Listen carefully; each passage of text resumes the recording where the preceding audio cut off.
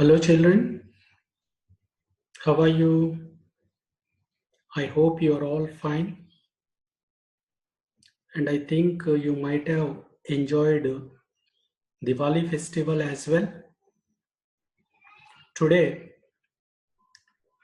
in our online class, let us discuss a poem, Another Woman.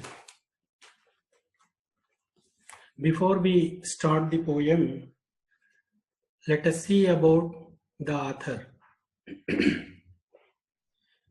Imtiaz Dharkar was born in Lahore in Pakistan in 1954 and brought up in Glasgow, Scotland. She is ranked on par with, par means here equal, with some of the famous women poets of India such as Kamala Das, Sujata Bhatt and Tara Patel. She is not only a poet but also a painter and an accomplished documentary filmmaker. Her collections of poetry include Parda, Postcards from God, and I Speak for the Devil, The Terrorist at My Table, and Leaving Fingerprints. Okay children, this is all about the author. Now let us move to the poem.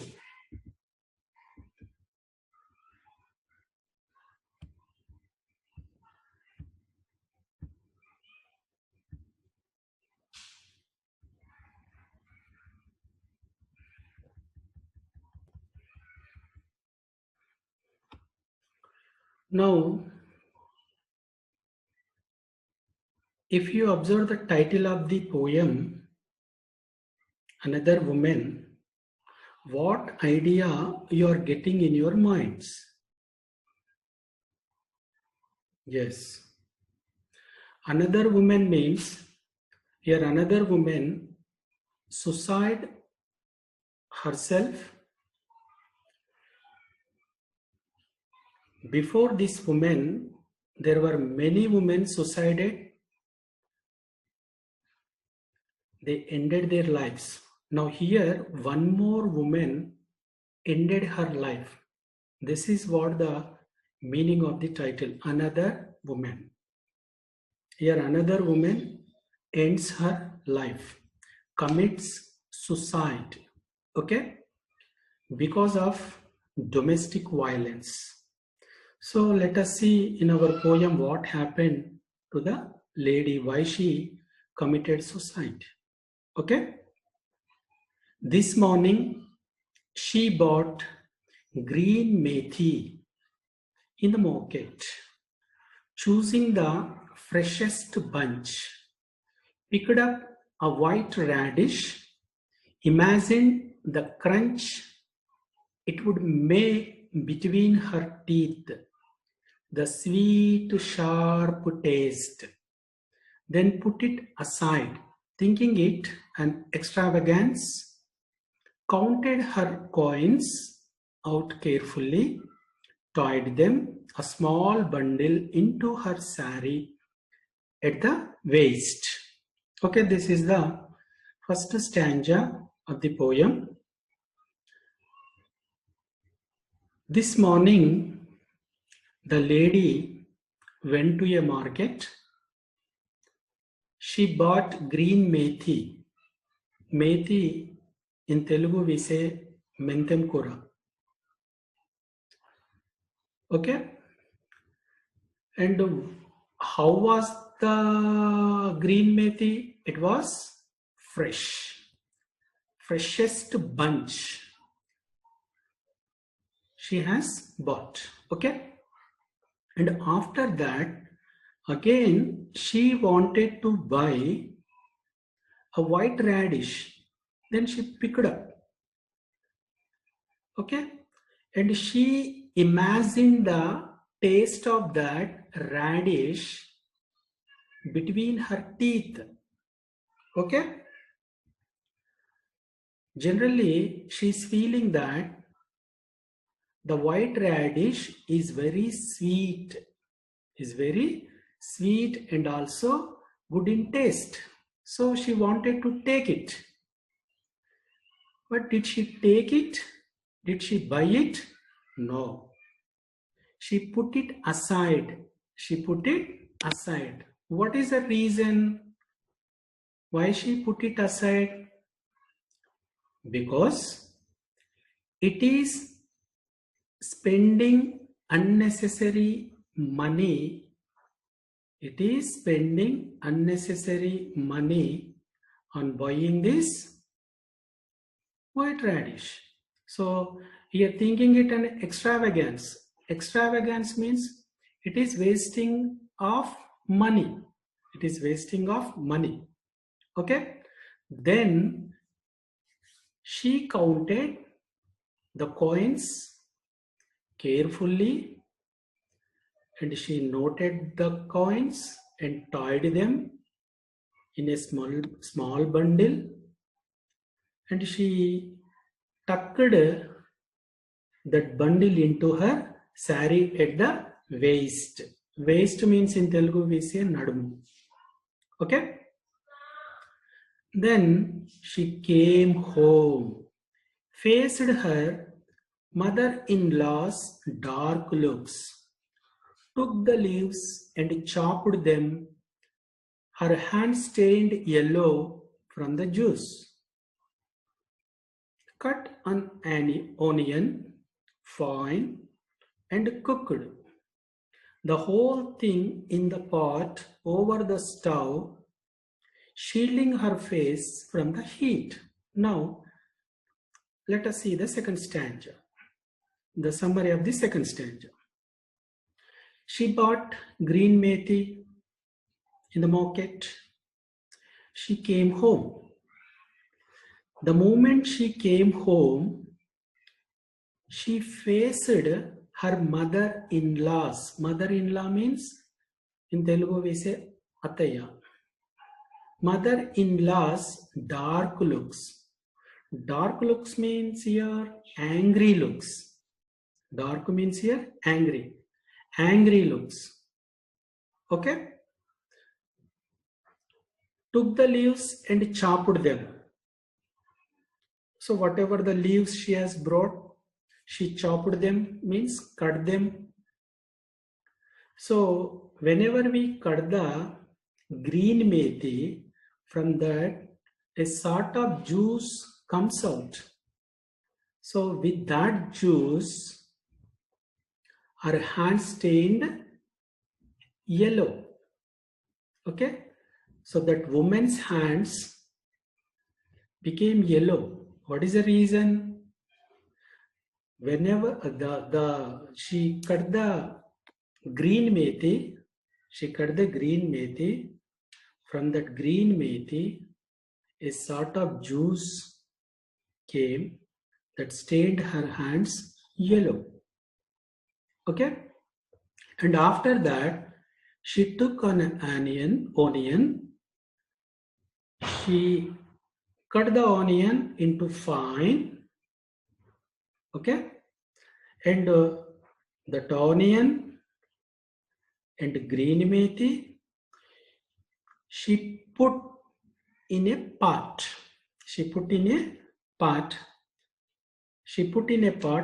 And kept over the stove, and she started cooking. Okay. So she is sitting near the stove only. So from the stove, the flame comes out. And she is protecting her face from the heat. Shielding means here protecting. We cannot touch the fire. We will keep distance from the stove and our body. Okay. She is protecting her face from the heat. Now if you observe the first two stanzas, let us discuss once again. In the morning she went to the market. Okay, fine. There she bought green methi. Okay. After that, she wanted to buy a white radish. She imagined the taste and sweet taste between her teeth, the crunch, okay, between her teeth, but she did not buy it, thinking that it is an extravagance. And after that, she counted her coins and tied as a small bundle, and she tucked that small bundle near the waist. And after that, she came home. She faced the dark looks of her mother-in-law. She ignored. This is common every day. And after that, she cut the leaves and one onion. That leaves and onion put in the pot, and she started cooking by keeping over the stove. Okay. Now let us move to the third stanza.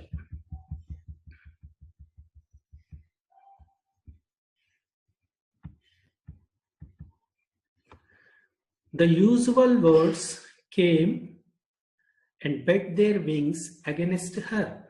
The money spent, curses heaped upon her parents who had sent her out to darken other people's doors. So here in the third stanza, the usual words came. What are the usual words here? Every day, her mother-in-law scolds her, curses her. At the same time, she curses her parents also. Okay, yeah? Understanding? What are the usual words here? Usual words means every day it is common between this woman and mother-in-law. There is no good relation. They are not maintaining good relation. Every day she scolds the lady. Not only the lady, mother-in-law scolds her parents also. Okay? Here the usual words came and beat their wings against her. The money spent. What is the money spent here? She went to the market. She bought green methi and everything. So mother-in-law is thinking that unnecessarily she spent money on bringing the vegetables. And curses heaped upon her parents also. She is scolding her parents also, who had sent her out. Who had sent her out? Who sent this lady to this mother-in-law's house? Parents only. Okay? So the mother-in-law is thinking that this lady is misfortune for them. This lady is not lucky to them. This lady is unlucky to them. To darken other people's doors. So this lady is a burden to that lady. Mother-in-law is not feeling happy with this lady. Okay. Now let us move to the next stanza. She crouched as usual on the floor beside the stove. When the man came home, she did not look into his face, not raise her head, but bent her back a little more. Nothing gave her the right to speak. Okay, here one more person introduced in this stanza. She crouched as usual. So this is also common scenario, common situation. How she sat on the floor? She crouched. What is the meaning of crouched? Put body close to the ground. Crouched means put body close to the grounds, beside the stove. Okay, she was sitting beside the stove. That moment, the man came home. Here, the man means that lady's, that woman's husband. That woman's husband. The man came home.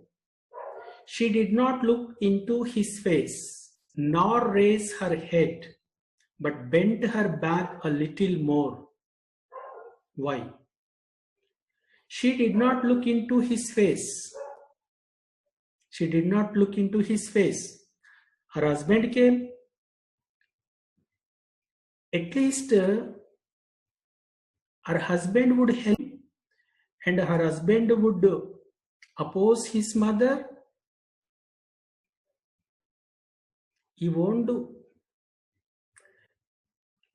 This husband is also favored to his mummy.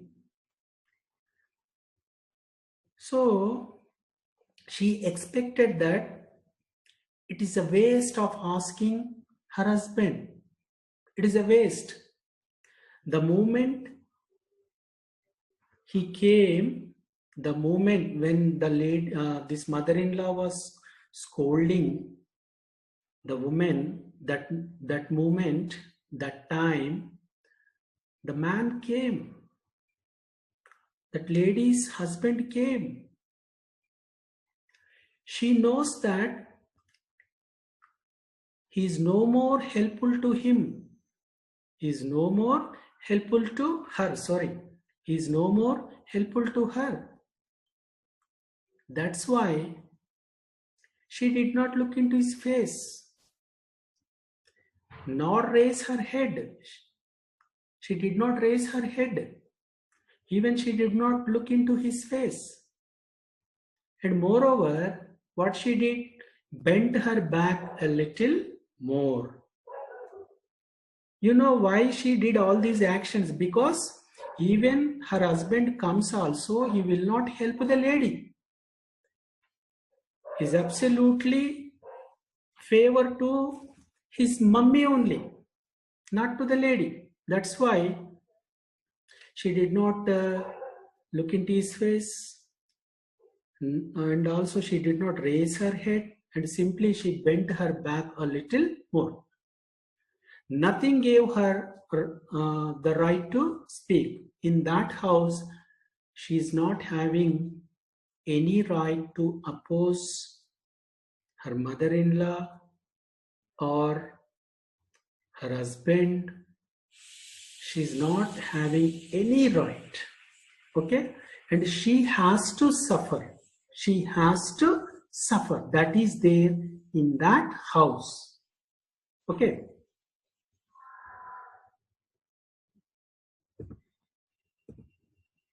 Now let us move to the next stanza.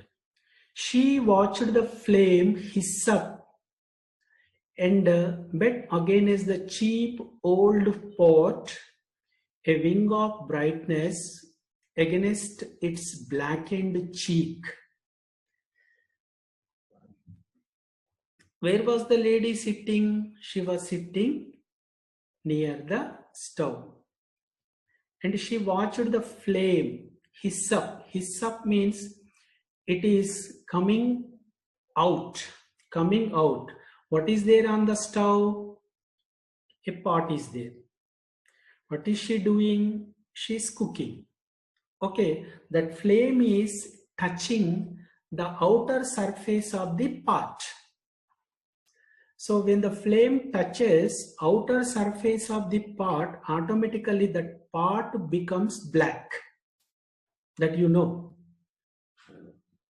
So here she watched the flame hiss up and bet against the cheap old pot. That what is there on the stove, old pot is there. A wing of brightness against its blackened cheek. Blackened cheek means here the outer surface of the pot. The flame is blackening the outer surface of the pot. Simply that situation, that moment, and she's sitting near the stove and watching all about the pot, flame and everything. Okay. Here figure of speech is there in this poem, that is personification. Now let us discuss after completing this poem. Okay, personification. Now next stanza. This was the house she had been sent to, the man she had been bound to, the future she had been born into. Yes, in this house she has been sent. Okay, we know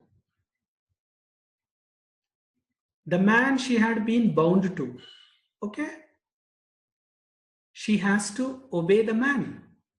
Whatever the man says, she has to obey. She has no right to oppose him. The future she had been born into. So she decided that this is my future and I have to adjust everything in this house. I have no right. This is my future. Okay. The future she had been born into. In the future also, she has to face this type of situation. And also in the future also, she expected that she has no freedom. She has no right in that house. Okay. Suppose today we have the problem. What do we think? We think that tomorrow may solve. That problem will be solved in the tomorrow. With that hope, we live in this society, in our house also. But here, in her future also, she expected that she has no freedom. She has to obey her husband. She has to obey her mother-in-law. So she's thinking that it is waste of living. She started thinking in a negative way. Understanding? Okay. Now, next stanza. So, when the kerosene was thrown, just a moment of surprise, a brilliant spark. It was the only choice that she had ever known. Okay, here in this paragraph, in this stanza, she wanted to end her life. She wanted to commit suicide. So she poured kerosene on her body. She poured kerosene on her body. Actually, she was sitting near the stove. With that flame, she was burnt. She was burnt. So why? She decided that it was the only choice. What was the only choice? To kill herself, to suicide herself, that she had ever known. That was the only thing she knows, that she wanted to end her life. So she completely vexed. She completely vexed. She is no more to bear the curses from her mother-in-law as well as her husband. Okay. Finally, she decided to end her life. Then she poured kerosene at herself, means on her body, and she burnt herself. Okay. Another torch. Torch means here flame, blazing in the dark. So it was a night time. It was completely in the dark, blazing in the dark. Blazing means completely in the dark. Full light came, full light, because her body is burning. A big flame. What happened? Another woman. Another woman means here, another woman is ending her life because of domestic violence. We shield our faces from the heat. Here, we shield our faces from the heat means, we means here the people in the society. People in the society, the people in the society know that there are many women ending their lives, but nobody is coming forward to stop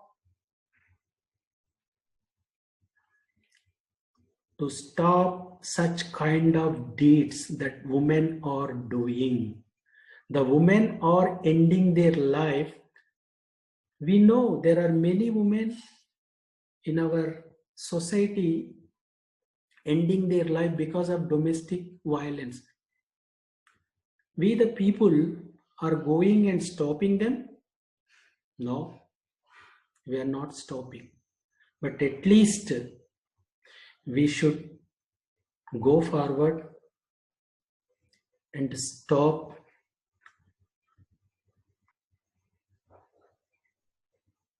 such social issue. Okay, children? It's a social issue. So I hope you all enjoyed the poem. If you have any doubts, now let us discuss in the next class. Okay, children?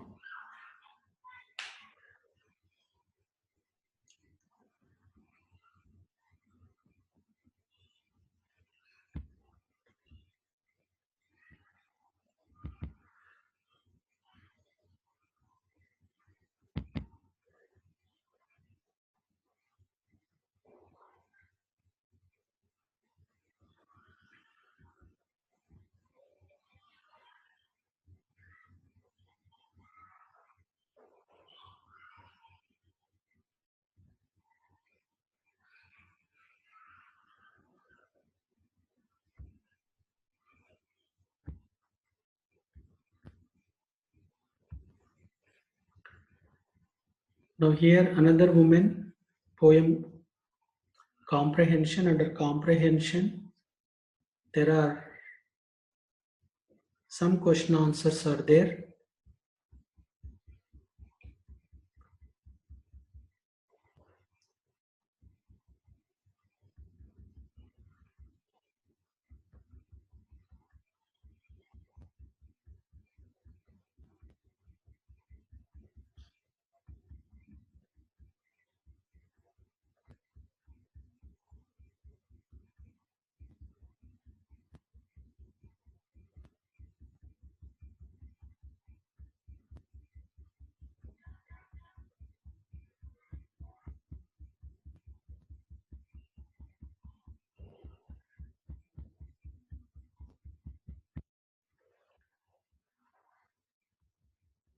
Total 10 questions are there.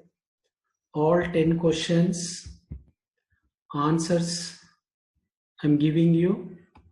These 10 question answers you write in your notes. First you write the poem, and after that you write all the 10 question answers. Okay, children? But here in this poem we have to learn a figure of speech, that is personification. So generally we must know simile, figure of speeches. One is simile, second one is metaphor, third one is personification. In this poem, the poet used personification. What is personification? Personification is nothing but we give the human qualities to the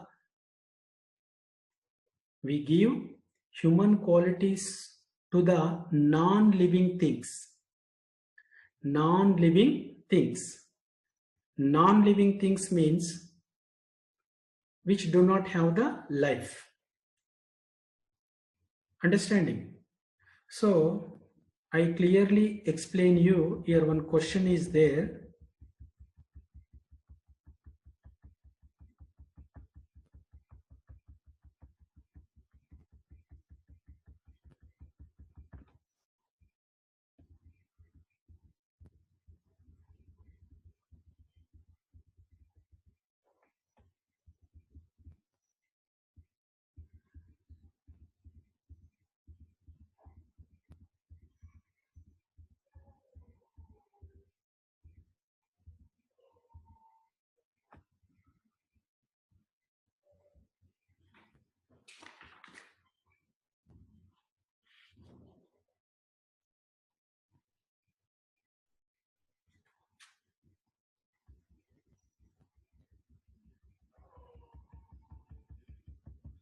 1 minute, children. I will explain you.